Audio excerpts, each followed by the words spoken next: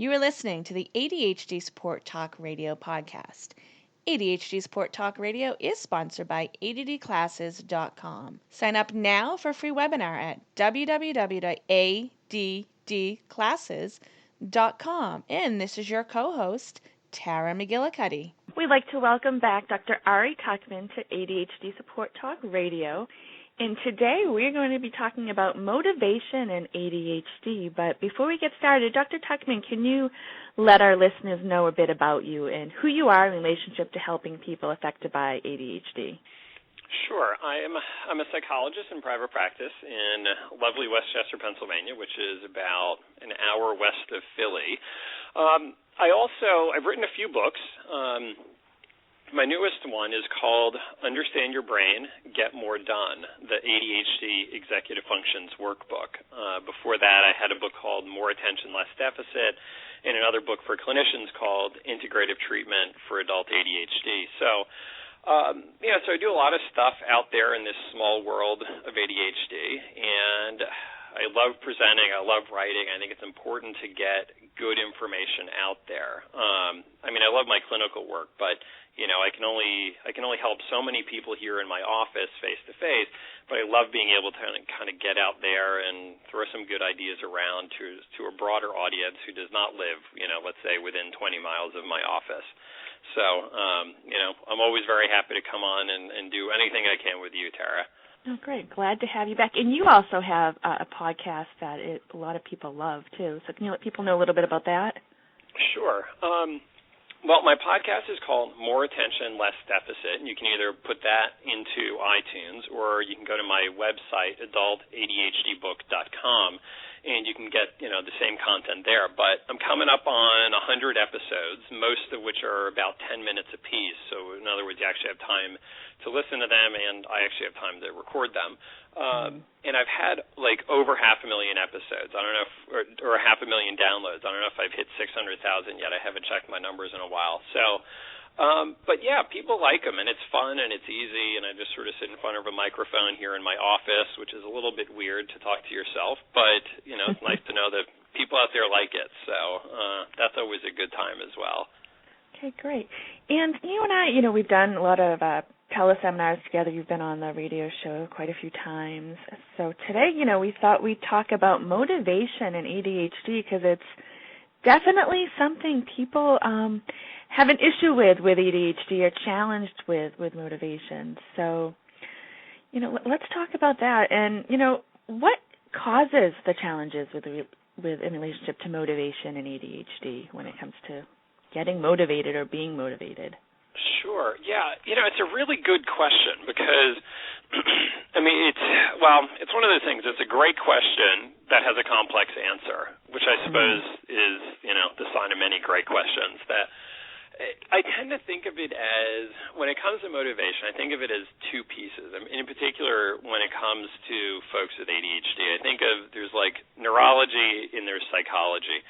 And this is an artificial distinction. It's not written in stone, and they totally overlap and influence each other. But as kind of some basic ideas to help separate stuff out and understand it, I think it's helpful. So neurology is, the sort of particular brain wiring of folks with ADHD that is a little bit different. They process information a little bit differently than folks who don't have ADHD. And when it comes to motivation, one of those ways is that for everyone, it's easy to be motivated for things that are interesting and enjoyable and stimulating and meaningful. So that's not hard. The difference is, this is where you begin to see a separation, is folks with ADHD have a harder time self-generating that motivation or that interest for activities that are not interesting. So, if you have trouble creating that motivation from within, it makes you more dependent then on external motivation, as in deadlines, impending punishments, or preferably impending rewards if you do something, nagging from others, sort of external push to get going. So the procrastination is if you can't do it from within, you got to wait until that pressure comes from without, and that's usually kind of more at the last minute. So that's the sort of neurology side. And, some people have said, ADHD should be changed to motivation deficit disorder or interest deficit disorder, which is sort of a joke. But this is what they're capturing, is that this idea that folks with ADHD have trouble creating that motivation or creating that interest in things that are not inherently interesting. So that's the neurology side. But there's also the psychology side. And, of course, we as individuals, we are all a combination of both. That perhaps neurology sets the stage, but we're not robots. We bring our own personality, we bring our own life history and experiences with us to each new event in our life. So the sort of simple, oversimplified idea here in terms of the psychology piece of it is, especially before someone has been diagnosed with ADHD, we tend to be motivated to do things that we're good at or that work out well. And by contrast, we tend to be not very motivated to do things that don't work out well anyway, as in, what's the point of doing it, or that we don't feel very good at because it makes us uncomfortable to not be good at something. So if you have a track record that too often, not every time, but too often when you try to do a particular thing, it kind of doesn't work out well anyway, there comes a point where there's a very logical conclusion then of why bother? If it's not going to work out, what's the point? Or I guess I have to do it, but I'm not going to give it good effort. I'm just going to kind of crank it out, just zip it through, because it doesn't work out well anyway. So I'm going to give it the marginal effort, and then I don't need to feel bad if it doesn't work out. Which makes sense. That totally makes sense, except for the self-fulfilling prophecy aspect of it. If you sort of half-ass something, then the results are probably predictably not going to be as good as they otherwise could be. So, that's the sort of interplay. You can see how neurology leads to psychology, but psychology also leads back to neurology in the sense of, if you're only going halfway on your effort, or if you're waiting to the very last minute and you're kind of doing it in a panic, it doesn't exactly bring out your best abilities, So to whatever extent you do have those abilities, you're not making the best use of them. So, that then, of course, feeds the flames, that it kind of maintains that momentum through life. It makes perfect sense now why somebody with ADHD doesn't have the motivation or is stuck and, really can't get started doing something that's boring and mundane that they may have failed at before or got, negative feedback on before. So, what you just said, makes perfect sense why someone is not motivated to do something. Well, yeah. It feels bad to fail at things, or it feels bad to do badly at it.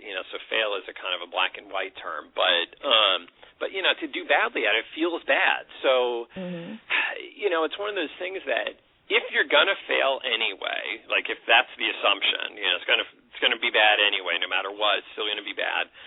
It's better to fail with marginal effort than it is to fail with hard effort, because if you just sort of slap it together at the last minute, there's sort of an out there. You can say, well, of course it wasn't very good, but I did that in 20 minutes. Of course it wasn't good. So you can attribute the poor performance to the lack of time.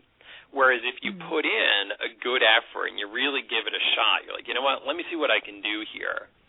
At that point, if it doesn't measure up, it's not that you can't say that, whether to others or say to yourself, more importantly, you can't say, well, of course it wasn't any good, I slapped it together, because at that point, it really is more of a measure of who you are or measure of your true abilities. In the sense, at least that's sort of what it feels like. So, you just said something that makes sense, too, why a lot of people with ADHD do wait till the last minute to get something done that, they don't really look forward to doing. Not only is there that last-minute adrenaline rush, which stimulates the brain, but there's also that, okay, if I only put 5 minutes into it, it's not going to affect me as much as if I put in, 3 hours. So, that's something I think a lot of people aren't even aware of why they're, waiting until the last minute to get something they hate to do done. Mm-hmm. Yeah, and it's sort of, it's too bad because it's a real sort of, I don't even know what to call it. It's one of those situations where it's easy to see why it would be better to do it differently, but that doesn't make it happen, So it's sort of like there's a real sort of inevitability to it, or at least it can feel like an inevitability that if you try to get going on something earlier, you may sort of futz around with it, but you're not really getting anything substantial done because your brain isn't in high gear yet. So you're sort of, you're messing around, you're kind of pushing stuff around, but you're not really doing anything. And then by the time you do get into high gear, it's just sort of a mad dash. But it doesn't feel like you can do it any different. Like this place I'm in right now, this is awful, but I don't know how I could have avoided this, as much as the logic is, well, just start earlier. But, that's like telling people with ADHD, oh, you have trouble getting places late? I know, you should leave earlier. It's sort of, it's one of those, well, duh. But, by the same token, it's kind of like, dude, if I could leave earlier, I wouldn't be late. It's like if someone is too short to reach a high shelf, you don't tell them, reach higher as the solution because, if they have the problem, it tells you that solution isn't available or something, But I think that you also then get into, the sort of the other part of it is that, sometimes what happens is that folks with ADHD their anxiety doesn't kick in early enough. And, for all the bad we speak of with anxiety, little doses of anxiety are actually kind of good. They get us going. That's the good side of anxiety. So a little bit is good. So, if you're walking, my classic example is if you're crossing a street and you're looking at that truck coming and you're doing that kind of, quickie calculation of how many feet do I have to get to the curb? How far is that truck? How fast is it going? When your brain tells you, I need to move faster, a little anxiety there is really good because it gets you going. Or if you're standing on the curb of a busy street, to be a little anxious of this is sort of, this is looking a little scary here. That's good because it attunes you, So you say, all right, I got to be careful, look left, look right, look left again, let's see, what are my options? That's good as opposed to kind of casually just strolling out into the street. So little bits of anxiety are good. Now, of course, if you get frozen with anxiety, then that's bad. So too much, there's definitely a point where a little bit is good and more than that is bad. And then it breaks and it starts to kind of, more is worse. But what can happen is that folks with ADHD, their anxiety doesn't kick in until later, closer to the deadline. But perhaps somebody else's anxiety kicks in much sooner. So that could be a parent, it could be a romantic partner, it could be a coworker, a boss, or someone. Their anxiety is kicking in because they're thinking, oh, my God, I can't believe he or she hasn't started whatever it is. So the way that they calm their anxiety down is by nagging, Hey, you should start that. You haven't started? Oh, my God, you haven't started that? So it's like anxiety builds. It's just that it's building in the wrong person. And then you get into all of this, tug of war, you can't make me do things kind of, which is a giant diversion and very messy and probably not enjoyed by anyone. So yeah, and that's where it gets kind of even more complicated and interesting. But it can work out well if you have many deadlines and you're working with somebody else, if it's agreed on beforehand, whether it's a coach or somebody you're working on a group project with, because that, the mini deadlines, the anxiety or the stimulation, can really be helpful if it's not a tug of war and, you're not fighting with the person. Absolutely. absolutely. I mean, and I think you're 100% right that, in those cases, it is good, that, I mean, hell, we all rely on other people, none of us live on an island. So if you know that you're not good at getting yourself going beforehand, it just means that you need to kind of set things up a little bit, to have perhaps someone else get you going. And, of course, my advice here is that, the prodding, the reminder, the whatever needs to be given nicely, and then it needs to be taken nicely. So, like, if the person is snappy about it, you're going to be like, all right, dude, thanks. No more reminders, please. Or if the reminder is given nicely, but then there's a snap back, they're going to say to themselves, well, all right, I'm done with that. That wasn't worth it. So yeah, I mean, I think it's a matter of kind of recognizing how we need to get things done versus, how do we not tend to be as effective? So, like, I don't know, for example, the people who, in terms of working out, like, they go to an exercise class because they know that if they're in a class, they will work much harder if they're around other people than if they work out on their own. Or if they hire a trainer and they commit to, like, every Tuesday at noon, I'm going to see you at the gym, and by the way, I'm paying you whether I show up or not, like, that can be a really good motivation. So, I mean, on the one hand, if you really want to sort of snatch defeat from the jaws of victory here, you could look at it as, I'm a loser that I can't motivate myself. I can't believe I have to pay someone to motivate me. But frankly, I would look at it as, what matters is you're getting in a good workout. So the fact that you're smart enough to know that you're going to get a much better workout in by doing it this way is like, congratulations. Like, that's a feather in your cap, And by the way, the fact that these people, whether it's a trainer at the gym or a coach or whoever, the fact that this is their profession and that they earn their money this way as, like, this is their entire career, it tells you that you cannot possibly be the only person who benefits from this sort of a thing, because if you were, it's not like, you're their one and only client and they're living in a, empty refrigerator box under the highway overpass or anything. So yeah, I think it's a matter of, and that gets into the whole sort of, like, shame and guilt and feeling bad about yourself, and, like, that's a whole nother presentation. But they just kind of recognize, like, you know what, I do better this way. This works for me. If I do it like this, it works out good. Great. Yeah, and I mean, that's one of the things, like, a lot of people, we need that outside motivation, whether you have ADD or not. There's, like, a lot of things that people get motivated for something outside themselves. And it's really funny. I've been going to the gym working with a personal trainer. And this month, I think, the owner of the gym noticed, people haven't been using it that much. So if people go to the gym 12 times from, I think it was like October 10th to November 13th, they get a free T-shirt. And they had to sign up. And it's amazing that 75% of the people are on their way to getting a free T-shirt. Just something as simple as, winning a prize, working for that really motivates people. It's interesting, that it's something outside themselves. And it's like, I probably would have been going, every day because, I'm going to, an event in a few weeks and, I want to make sure I look good and stuff like that. But that T-shirt's really motivating me to get to the gym. It's funny. Yeah.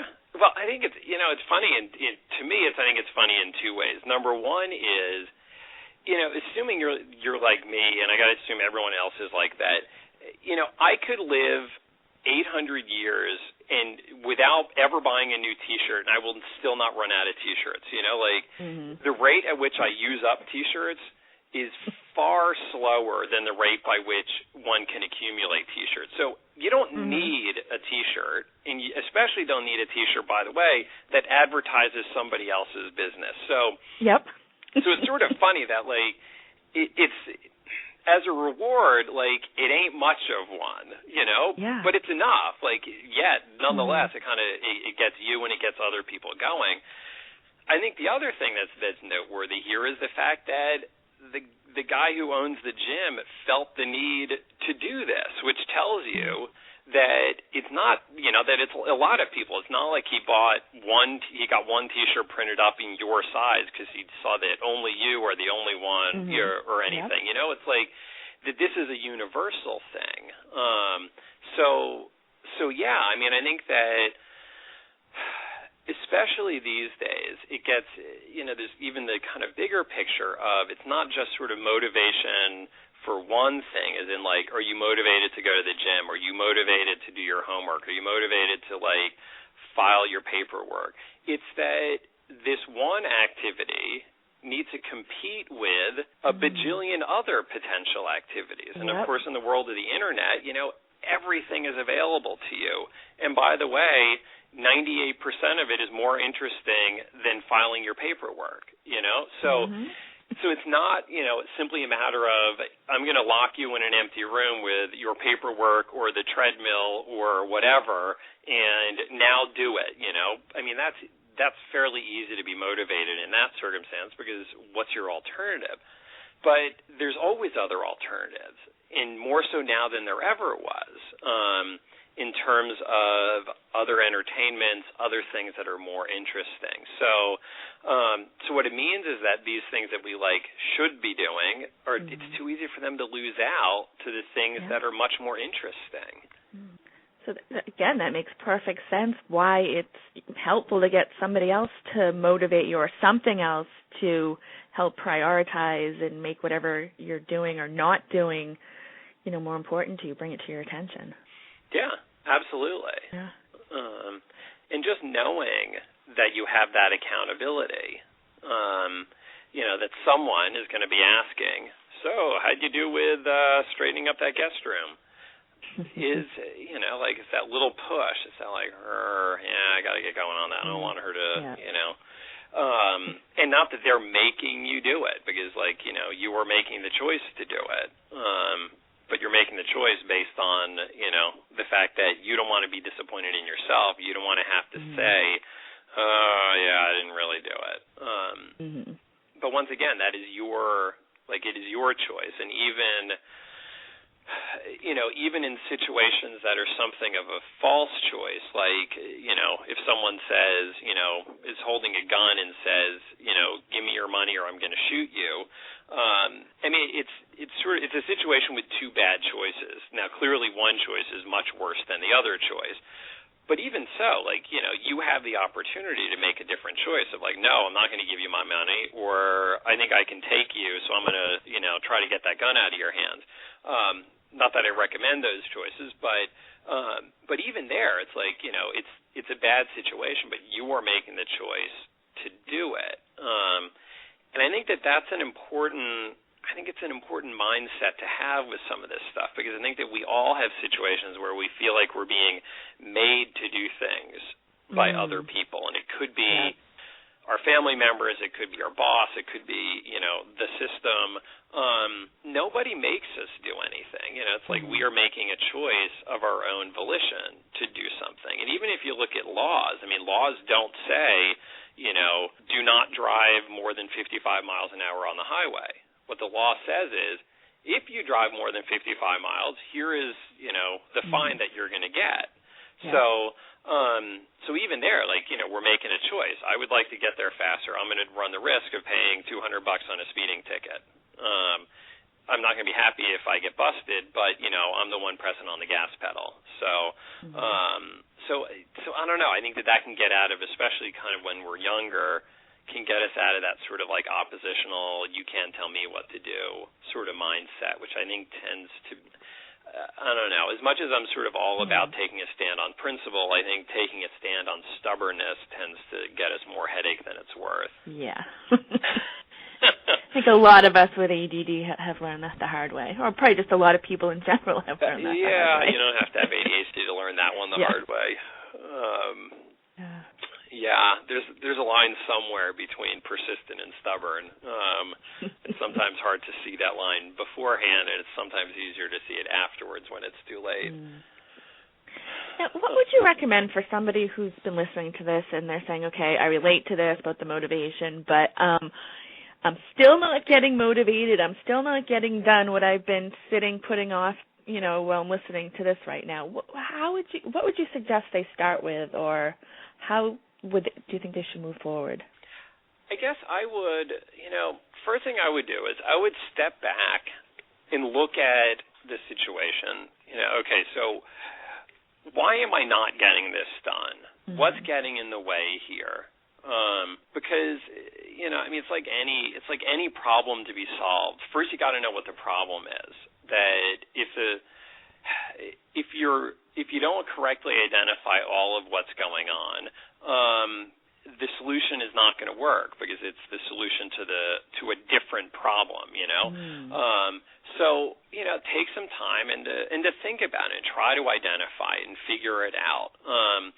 By the way, I think that also this is why people like coaches and therapists and others exist, because if it was simply a matter of, identifying solutions, then, we would all just read a book or listen to a podcast and we'd be done, So, we're complicated. What seems like the obvious problem is not necessarily what the problem is, or at least it's not the full problem. So I don't know, figure it out and, try to identify, is this a matter of simply of motivation, or is there also an element here of skills? So, first you have to have the ability, then you have to have the motivation. So, for example, if you said, I will give you $1 million if you can jump 10 feet in the air, I've got a lot of motivation. Or I'm going to shoot you if you don't jump 10 feet in the air. Again, lots of motivation. I do not have the skill to jump 10 feet in the air no matter how much you would reward me for it. So, is it a matter of skills to some extent, So do you need to learn some different strategies, approach the task in a different way, break it down in a different way so that it better fits the skills that you have? Once you feel like it's within your abilities, I think motivation is much easier to come by. There's a psychologist named Mary Salanto who's written a book she's created this kind of group therapy program, this structured 10-session program for adults with ADHD. And she has a great line in there where she says, if you're having trouble getting started on something, it's because the first step is too big. And it's a great line. So if you're having trouble motivating yourself to, get all your paperwork filed. When you think about filing your paperwork, you look at your entire study and say, oh my God, I would rather just come in here with a flamethrower than, file all of these things. Maybe then it's a matter of breaking it down of I'm grabbing an inch of paper off the top of one of the piles and that is it. I'm not doing anything beyond this. And then, you start with an inch, or if that's too much, a half inch, a quarter inch, whatever it is, and to try to, this is where I'm going to start. If you get momentum, then obviously, run with it. But to not make it this kind of black and white thing of I have to do the entire study at once, because that's going to be too big and you'll never want to do it. So I think, being willing to do it in pieces can be helpful. It lowers the bar of what is called a success. And, of course, it's easier to be motivated for things that we see as potentially successful. I think another thing here is to kind of redefine success. In other words, success is not kind of black and white of I've completed it 100%, that equals success. Everything under that equals failure, rounds down to failure. That sometimes success, it kind of needs to evolve, It's I'm going to try this. Let's see. I tried it. Damn, that didn't work. Now, you could call that a failure, but if that brings you one step closer to what does work, I would call that a success. It's you're that much closer. You've moved the ball down the field. By the way, I swear to you, every time I do any work on my house, it is never a one-step process, It's always oh, this will work. That didn't quite work. Now what do I do? What if I do this? All right, I need to, let's go to, thisoldhouse.com. Let's see what they say. Let me call my friend. What does he recommend? It's always this process of trying the obvious and then going to the next, and then you go to the next, you go to the next, and hopefully by the end of it, you've figured it out. And if you can define success more broadly like that, it's much easier to feel successful. And legitimately, not this like, well, if you thought about it, congratulations, that's good enough. Like I'm not saying that the bar needs to be on the floor, but to look at it as a process. And it may be that, with some of this stuff, like you got to bring in some help. Certainly there are times on my computer, God, don't even get me started on that, where I'm like, all right, I'm past my ability. I've done all my little tricks and it's still not working. Time to call Karen. Hey Karen, stupid computer, here's what it's doing. What do I do? Because at that point, I could spend 800 years trying to figure it out and probably not do it, or I can spend 10 minutes on the phone with Karen and she'll walk me through, or do it herself or whatever. So there are times where I think being wise about when to call someone in really is kind of the better way. And take the computer, you probably learned from experience that, after spending 2 hours on something, now you might, only wait 5 or 10 minutes to call someone too. So, that's something that people learn, is, okay, I've done it myself, I've struggled, let me get help, whether it's a coach, whether it's delegating to get somebody else to do it, or just asking, okay, how would you recommend I do this? I mean, there's lots of ways to get help and to not go at it alone. Absolutely. Yeah, and that's definitely true. I think now through sadly more experience than I wish, I've learned, I know where my limit is. And I'm much quicker about just picking up the phone because I can tell, okay, this is not going to work. Like I can beat my head into a wall for I don't have the time, and I don't wind up in the same place. Pull the plug, give a call. And it's sort of like, I don't know. It's kind of like, this idea, kind of my prime example of this is changing the oil in my car. I could find out how to do it. I don't know how to do it, but you know what? Like I don't care. I don't want to work on my car. I don't want to save.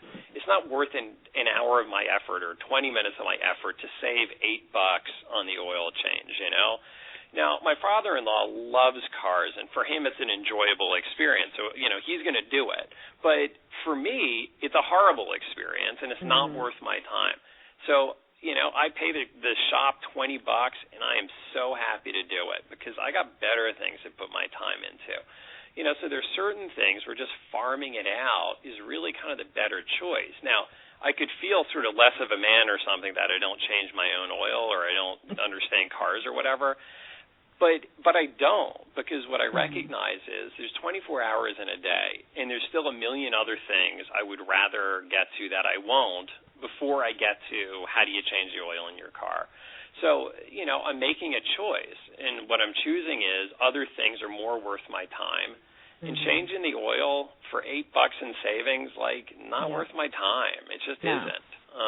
And the end result, either way, is you get the oil changed, and your car's going to run better. And exactly. It makes sense to get somebody else to do it. And it's socially acceptable to get, it's expected to get somebody else to change your oil, just like it's expected to have somebody else cut your hair. But there's a lot of things with ADHD that we don't realize that it's okay to have somebody else help you clean or have somebody else help you with your finances, stuff like that we may not be good at. Well, and, God, this whole idea of, cutting your own hair I think is an awesome example. So definitely do not try to cut your own hair. But it's sort of it's one of those things where I think using this cutting your own hair example, you could say, well, other people, they know how to do this, so therefore I should have to do it. And you could cut your own hair. And it's going to look like you cut your own hair. Let's be honest.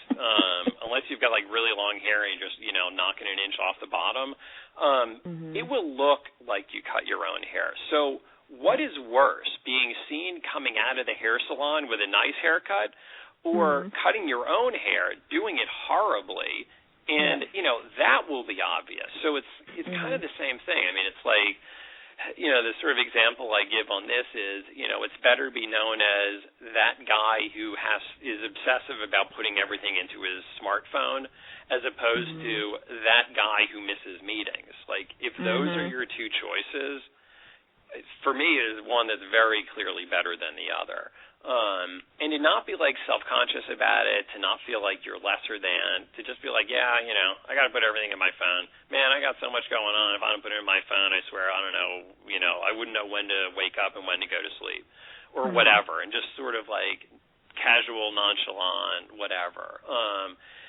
So it's not just about how you feel about it within yourself then gets projected forward or gets projected to other people. And how you characterize it to other people, that influences how they see it. So if you're very self-conscious about it and you do it, whether spoken or just kind of through body language, if you do it in a way that suggests, I feel like I shouldn't have to do this, or I have to do this because there's something wrong with me, they will pick up on it. It's like that idea of dog smell fear, they'll notice it, that you're really sort of uncomfortable with the idea of having to do it. And it's that attitude that is what does the damage. It's not the fact that you're writing stuff down, because if you're writing stuff down or you're hiring a maid or you're whatever it is that you do, if you just do it and you're okay with it and then you put your energy into better things, that is what will speak for you. It's kind of like I don't change the oil because I have other pursuits that are more worth my time and that do better in the world, So it's that same thing of if you can be okay with it, look, this is what I do, or, I got to do it this way. I know other people do it other ways, but, for me, this is what works, so this is how I do it. No big deal. And if you can be okay with that within yourself, it really eliminates a lot of the problems with other people, or a lot of the sort of the problems that we expect, that we think other people might have with it. Yeah, and it's about, what works for you and getting things done so you can focus on living a happy life, doing other things, and getting what you need to get done. Okay, well, we are towards the end of the show today. Dr. Tuckman, is there anything you'd like to leave people with before we end today's show? Oh, man, there's always so many things I want to leave. I guess what I would hope is that when it comes to this idea of motivation, take some chances, and in terms of try some things, try some strategies, try some techniques, try going for something, but give yourself permission to fail at it. Give yourself permission to mess it up. You're not going to be perfect. You don't have to be perfect. That's okay. That if you can give yourself permission to fail, you're much more willing to take a chance and thereby succeed. And I think that when we get ourselves into trouble is if you're too failure averse, if you're too sensitive about not doing well, it really kind of stops you. Like your life becomes much smaller. You have many fewer successes. Like the more times you swing the bat, the more likely you are to get a hit. Now, that doesn't mean you should be swinging at every, junky pitch that comes your way. You got to have some discretion. But, so that's the judgment call of knowing which are the ones to try to take a shot at and which are the ones to let go. But to look at it as a learning process and to try to learn what you can from these. And when you try it and it doesn't work, that's a success if it makes the next time better or the next success more likely. And again, it's kind of broadening that definition of success. And if you can do that, I don't know, I think you're going to live a much bigger and more interesting life.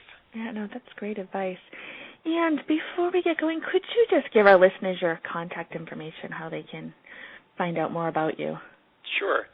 So I've got a couple websites, but the one that'll probably be of most interest is adultadhdbook.com, and I've got a bunch of information on there. I have information about the podcast. I've got information about my 3 books, as well as links to past presentations, links to upcoming presentations, as well as a list of, what's some good stuff going on in the world of ADHD, as well as also kind of brand new, I guess actually it's not on my website, but I will put it up there, is a link to a presentation that I did out in Madison, Wisconsin. I recorded it, and we're going to be promoting it through Tara is doing all the back-end stuff because I don't want to have to do the computer stuff, so she is doing it. And so adultadhdaudio.com has a 6-hour recording, lots of great information about treating ADHD, whether you're a coach or a therapist,